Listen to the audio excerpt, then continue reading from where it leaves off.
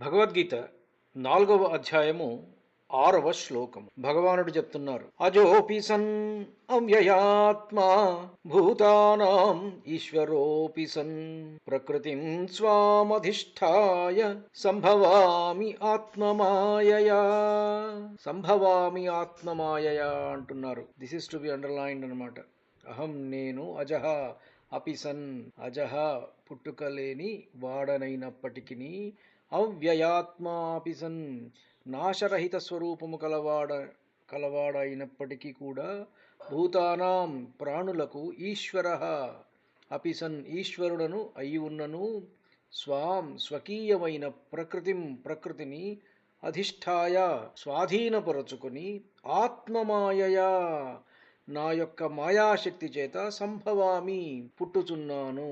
నేను పుట్టుకలేనివాడను, నాశరహిత స్వరూపము కలవాడను, సమస్త ప్రాణులకును ఈశ్వరుడను అయి ఉన్నప్పటికీ స్వకీయమైన ప్రకృతిని వశపరుచుకొని నా మాయాశక్తి చేత పుట్టుచున్నాను అని చెప్తున్నారు పరమాత్మ. నేను జన్మలేనివాడిని, నిత్యుణ్ణి, సమస్త జగత్తుకు అధిపతిని అయినప్పటికీ కూడా నా స్వంత మాయాశక్తి ద్వారా నా ప్రకృతిని ఆధారంగా చేసుకొని ఈ లోకంలో అవతరిస్తున్నాను అని చెప్పి. శ్రీకృష్ణుడు సాధారణ జీవుల్లో ఆయన కర్మబంధనాల్లో పుట్టడు.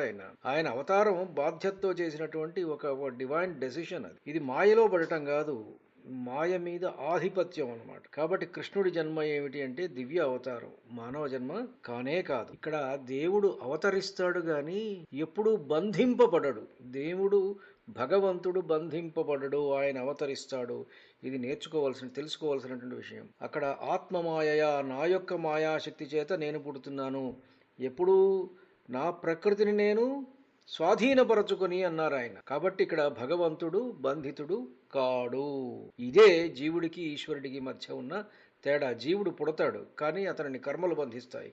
భగవంతుడు అవతారం ఎత్తుతాడు కానీ ఆయన్ని ఏవి కర్మబంధనాలు ఏవి కూడా బాధించవు. ఇది భగవంతుడి యొక్క అవతార విశేషం అన్నమాట. భగవానుడు చాలా స్పష్టంగా చెప్తున్నారు. మన కర్తవ్యాన్ని మనం ఆసక్తి లేకుండా, మమకారం లేకుండా చేయగలిగితే కర్మ మనలను బంధించదు అంటే అర్థం ఏంటి? మనం ఎక్కడికి వెళ్తున్నాం?